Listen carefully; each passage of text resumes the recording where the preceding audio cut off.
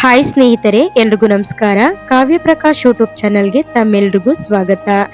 ಮಾನವನ ಆತ್ಮ ಸಾವಿನ ನಂತರ 13 ದಿನಗಳವರೆಗೆ ಮನೆ ಬಿಟ್ಟು ಹೋಗುವುದಿಲ್ಲ. ಇದರ ಹಿಂದಿದೆ ಬಲವಾದ ಕಾರಣ. ಗರುಡ ಪುರಾಣವು ಹುಟ್ಟಿನಿಂದ ಸಾವಿನವರೆಗೆ ನಂತರದ ಆತ್ಮದ ಪ್ರಯಾಣದ ಬಗ್ಗೆ ಅನೇಕ ವಿಷಯಗಳನ್ನು ಹೇಳುತ್ತದೆ. ಅದರ ಬಗ್ಗೆ ತಿಳಿದುಕೊಳ್ಳುವ ಕುತೂಹಲ ಅನೇಕ ಜನರಿಗೆ ಇದ್ದೇ ಇರುತ್ತದೆ. ಅದಕ್ಕೂ ಮುನ್ನ ನೀವಿನ್ನು ನಮ್ಮ ಚಾನೆಲ್ನ ಸಬ್ಸ್ಕ್ರೈಬ್ ಮಾಡದೆ ವಿಡಿಯೋವನ್ನ ನೋಡ್ತಿದ್ರೆ ಈ ಕೂಡಲೇ ಸಬ್ಸ್ಕ್ರೈಬ್ ಮಾಡಿಕೊಂಡು ವಿಡಿಯೋವನ್ನ ನೋಡಿ. ಅಷ್ಟೇ ಅಲ್ಲ, ಗರುಡ ಪುರಾಣದಲ್ಲಿ ಸಾವಿಗೆ ಸಂಬಂಧಿಸಿದ ವಿಧಿ ವಿಧಾನಗಳ ಬಗ್ಗೆಯೂ ಅನೇಕ ನಿಯಮಗಳನ್ನು ತಿಳಿಸಲಾಗಿದೆ. ಅದನ್ನು ಅನುಸರಿಸುವುದರಿಂದ ಮೃತರ ಆತ್ಮಕ್ಕೆ ಶಾಂತಿ ಸಿಗುತ್ತದೆ. ಮತ್ತೊಂದೆಡೆ ಪೂರ್ವಜರ ಆಶೀರ್ವಾದದಿಂದ ವ್ಯಕ್ತಿಯ ಕುಟುಂಬವು ಬಹಳಷ್ಟು ಪ್ರಗತಿ, ಸಂತೋಷ ಮತ್ತು ಸಮೃದ್ಧಿಯನ್ನು ಕಾಣುತ್ತದೆ. ಸಾವಿನ ನಂತರ ಆತ್ಮವು ಮನೆಯಲ್ಲಿಯೇ ಇರುತ್ತದೆ.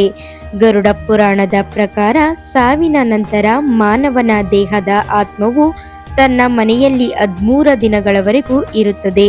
ಅದಕ್ಕಾಗಿಯೇ ಸಾವಿನ ನಂತರ 13 ದಿನಗಳವರೆಗೆ ಅನೇಕ ವಿಧಿಗಳನ್ನು ನಡೆಸಲಾಗುತ್ತದೆ. ಸತ್ತವರ ಆತ್ಮಕ್ಕಾಗಿ ಪ್ರತಿದಿನ ಆಹಾರವನ್ನ ಇಡಲಾಗುತ್ತದೆ.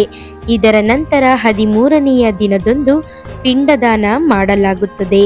ಪುರಾಣದ ಪ್ರಕಾರ ಸಾವಿನ ನಂತರ ಯಮದೂತರು ತಕ್ಷಣವೇ ಆತ್ಮವನ್ನು ತಮ್ಮೊಂದಿಗೆ ಯಮಲೋಕಕ್ಕೆ ಕರೆದೊಯ್ಯುತ್ತಾರೆ.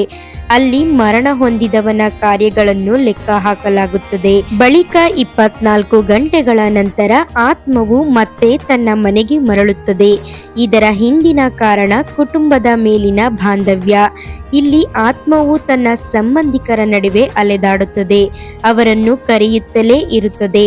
ಆದರೆ ಮನೆಯವರು ಅವರ ಮಾತಿಗೆ ಕಿವಿ ಕೊಡದಿದ್ದಾಗ ಆತ್ಮವು ಚಡಪಡಿಸುತ್ತದೆ, ಗೊಂದಲಕ್ಕೆ ಒಳಗಾಗುತ್ತದೆ. ಈ ಸಮಯದಲ್ಲಿ ಆತ್ಮವು ತುಂಬಾ ದುರ್ಬಲವಾಗುತ್ತದೆ. ಅದು ಎಲ್ಲಿಯೂ ಪ್ರಯಾಣಿಸಲು ಸಾಧ್ಯವಾಗುವುದಿಲ್ಲ. ನಂತರ ಕುಟುಂಬ ಸದಸ್ಯರು ಪಿಂಡದಾನವನ್ನು ಮಾಡುತ್ತಾರೆ. 13ನೆಯ ದಿನದಂದು ಅಗತ್ಯವಾದ ವಿಧಿಗಳನ್ನು ಮಾಡುತ್ತಾರೆ. ಅದು ಆತ್ಮಕ್ಕೆ ಶಕ್ತಿಯನ್ನು ನೀಡುತ್ತದೆ. ಆ ಬಳಿಕ ಯಮಲೋಕಕ್ಕೆ ಪ್ರಯಾಣಿಸುತ್ತದೆ. ಅಷ್ಟೇ ಅಲ್ಲ, ಪಿಂಡದ ಸಮಯದಲ್ಲಿ ನೀಡುವ ಆಹಾರವು ಆತ್ಮಕ್ಕೆ 1 ವರ್ಷದವರೆಗೆ ಶಕ್ತಿಯನ್ನು ನೀಡುತ್ತದೆ. ಅದಕ್ಕಾಗಿಯೇ ಪಿಂಡದಾನವನ್ನು ಬಹಳ ಮುಖ್ಯವೆಂದು ಹಾಗೂ ಶಕ್ತಿಶಾಲಿ ಎಂದು ಪರಿಗಣಿಸಲಾಗಿದೆ. ಮತ್ತೊಂದೆಡೆ ಪಿಂಡದಾನ ಮಾಡದ ಆತ್ಮಗಳನ್ನು 13ನೇ ದಿನದಂದು ಯಮದೂತರು ಯಮಲೋಕಕ್ಕೆ ಎಳೆಯುತ್ತಾರೆ. ಇದರಿಂದಾಗಿ ಮೃತ ವ್ಯಕ್ತಿಯ ಆತ್ಮಕ್ಕೆ ಸಾಕಷ್ಟು ತೊಂದರೆಯಾಗುತ್ತದೆ. ಮತ್ತೊಂದೆಡೆ ಯಾರ ಕಾರ್ಯಗಳು ಕೆಟ್ಟದಾಗಿ ಉಳಿಯುತ್ತದೆಯೋ ಅವರ ಆತ್ಮವು ಬಹಳಷ್ಟು ನರಳುತ್ತದೆ. ವ್ಯಕ್ತಿಯ ಮರಣದ ನಂತರ ಸಾವಿನ ದಿನಾಂಕದಿಂದ 1 ವರ್ಷದವರೆಗೆ ಆಹಾರ ಧಾನ್ಯಗಳನ್ನು ದಾನ ಮಾಡಬೇಕೆಂದು ಗರುಡ ಪುರಾಣದಲ್ಲಿ ಉಲ್ಲೇಖಿಸಲಾಗಿದೆ. ಈ ಅವಧಿಯಲ್ಲಿ ಬ್ರಾಹ್ಮಣರಿಗೆ, ಪ್ರಾಣಿ ಪಕ್ಷಿಗಳಿಗೆ ದಾನ ಮಾಡಿದ ಆಹಾರವು ಸತ್ತ ವ್ಯಕ್ತಿಯ ಆತ್ಮವನ್ನು ಮತ್ತಷ್ಟು ಬಲಪಡಿಸುತ್ತದೆ. ಯಾವ ಕುಟುಂಬದಲ್ಲಿ ಮರಣ ಹೊಂದಿದ ವ್ಯಕ್ತಿಗಳ ಹೆಸರಿನಲ್ಲಿ ದಾನ, ಶ್ರಾದ್ದ, ತರ್ಪಣವನ್ನು ಮಾಡಲಾಗುವುದಿಲ್ಲವೋ ಆ ಆತ್ಮವು ಯಮ ಮಾರ್ಗದಲ್ಲಿ ನೋವನ್ನು, ಬಳಲುವಿಕೆಯನ್ನು ಅನುಭವಿಸುತ್ತದೆ. ಆತ್ಮವು ಅತೃಪ್ತ ಆತ್ಮವಾಗಿರುತ್ತದೆ. ಮರಣದ ನಂತರ ನಮ್ಮ ಆತ್ಮವು ಹೇಗಿರುತ್ತದೆ ಎಂದು ತಿಳಿದ ಮೇಲೆ ನಾವು ಅಸ್ತಿತ್ವದಲ್ಲಿದ್ದಾಗ ಮಾಡಿದ ಪಾಪ ಕರ್ಮಗಳಿಂದಾಗಿ ಮರಣ ನಂತರ ನಮ್ಮ ಆತ್ಮವು ಸಮಸ್ಯೆಯನ್ನು ಎದುರಿಸಬೇಕಾಗುತ್ತದೆ.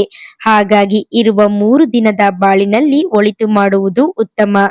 ನೋಡಿದ್ರಲ್ಲ ಪಿಂಡದಾನದ ಶಕ್ತಿ ಹಾಗೂ ಆತ್ಮ ಸಂಚರಿಸುವ ವಿಧಾನದ ಬಗೆಗಿನ ಮಾಹಿತಿ. ತಮ್ಮೆಲ್ರಿಗೂ ಈ ಮಾಹಿತಿ ಇಷ್ಟ ಆಗಿದ್ರೆ ಒಂದು ಲೈಕ್ ಕೊಟ್ಟು ಶೇರ್ ಮಾಡಿ, ಹಾಗೆ ಮರಿದೆ ಸಬ್ಸ್ಕ್ರೈಬ್ ಮಾಡಿ ಮತ್ತೆ ಕಾಮೆಂಟ್ ಮಾಡಿ ಅಂತ ಹೇಳ್ತಾ ಎಲ್ರಿಗೂ ಧನ್ಯವಾದಗಳು.